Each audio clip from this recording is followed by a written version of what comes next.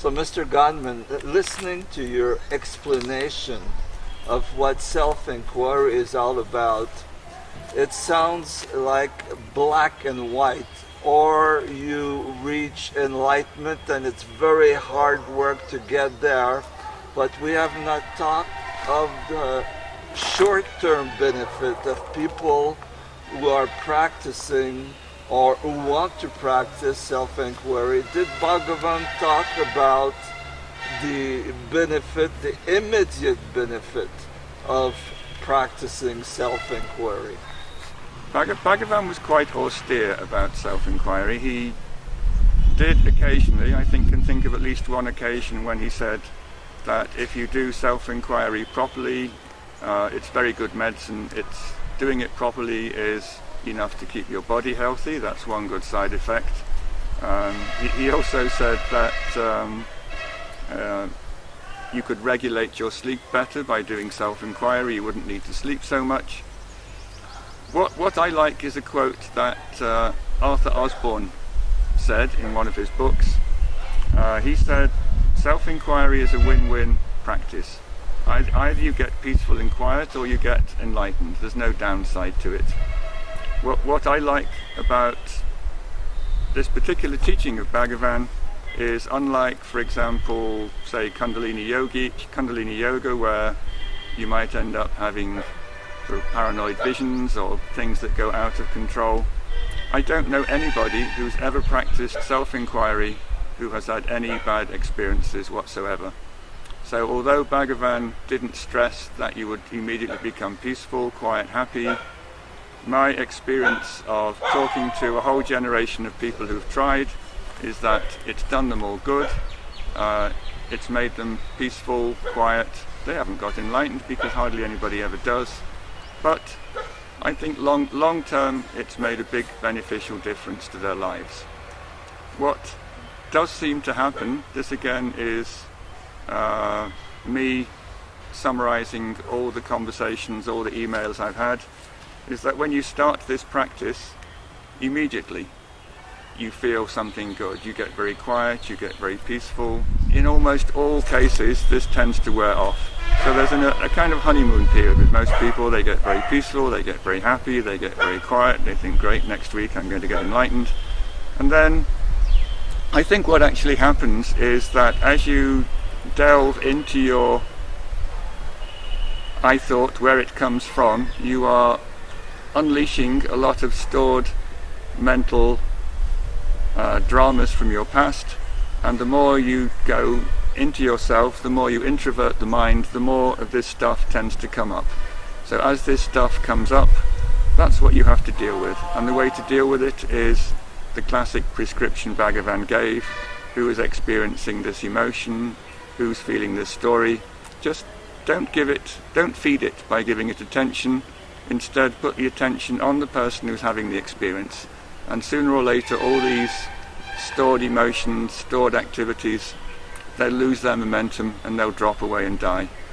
But now we're talking about something that might take a whole lifetime with some people. It's not quick, it's not easy, and it's definitely not something that you do for 15 minutes every evening. Bhagavan said, if you want to succeed, you have to lay siege to your mind. This is a metaphor he uses in Who Am I? He said, if you want to get the people inside a fort to surrender, you have to completely blockade all their supplies going in. You have to prevent them from resupplying their food, their munitions inside. And he said, in the mind, you have to deprive it of all the thoughts that keep your attention off this I thought. He said, if you can be vigilant and lay siege to your mind by refusing to let it resupply itself with thoughts, emotions, ideas, fantasies, memories, if you just force it, compel it to hold on to this sense of I, sooner or later the mind has to surrender and die. Now you just mentioned that eventually the mind will die.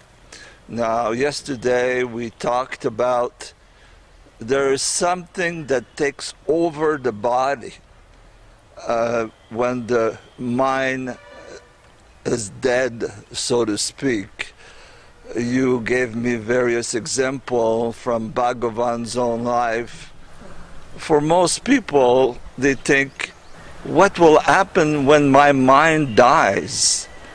So you said divine consciousness takes over. I would like you to elaborate on that. I can understand the fear that people might encounter when someone says that the ultimate goal is to have no mind whatsoever. Let's talk a little bit about exactly what is going to disappear. So when I'm talking, mind is the English word for various words used in India. What's going to disappear is the person who makes your decisions, the chooser of your choices, the decider of your decisions. The person who organizes thoughts, the person who plans activities, decides what to do next on the basis of past experience, past knowledge. The mediator inside yourself who thinks, I am this person, I live in this body, I have to decide what I'm going to eat for dinner, I have to decide what career I'm going to choose. The person who thinks, because I am a person in a body with choices, I have to make choices and live my life maximizing all the possible choices that come my way. That, says Bhagavan, is a complete fiction. There isn't anybody inside there. The idea that there is somebody in there is complete illusion. He said when mind goes, what remains is what he would call self. It's Brahman, it's the absolute. He said that everything that you need to do after this chooser, this decider has gone, everything that you need to do will be done spontaneously, effectively, efficiently.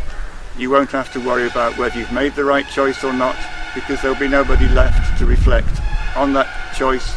There won't be a chooser left to make any choices about future activities. Now this may sound very odd, but this is the state of the enlightened person. He does not make decisions, he does not choose, he does not consult his knowledge or his experience before he speaks or acts. The self animates his body. If it says go for a walk, it goes for a walk. If the self says stop, it stops. There's nobody in there who says I must do this, or I have to do this, or these things need to be done. Self takes over your body, self animates your body, self makes you say the things that need to be said, and it makes you do the things that need to be done, and you, having become extinct, are no longer part of this process. When we talk about this self with Right. a big S, we're talking about Brahman, the divine, many names. Bhagavan's preferred word was self because he didn't want people to think it was something alien or external or foreign. Self is who you actually really are. If you start talking about abstract ideas, I am God or I am something else, he said it gives you an idea that there's something external to yourself that you have to reach, some goal you have to attain. He said it's not like that. What you have to give up is the idea that there is somebody in you who wants to follow a course of action to attain a particular goal. This whole process of striving, wanting to accomplish, he said that this whole business of striving, wanting to accomplish is all predicated on the idea that there's somebody inside you who has to do something to accomplish a goal. So calling it God or Brahman, in a way it tends to project this goal as something to be reached, something to be attained, something external to yourself. By using the word self, he's saying there's nothing outside of you. It's who you really are. Once you stop pretending to be what you're not. And what you're not is a person inhabiting a body who has to make choices and decisions.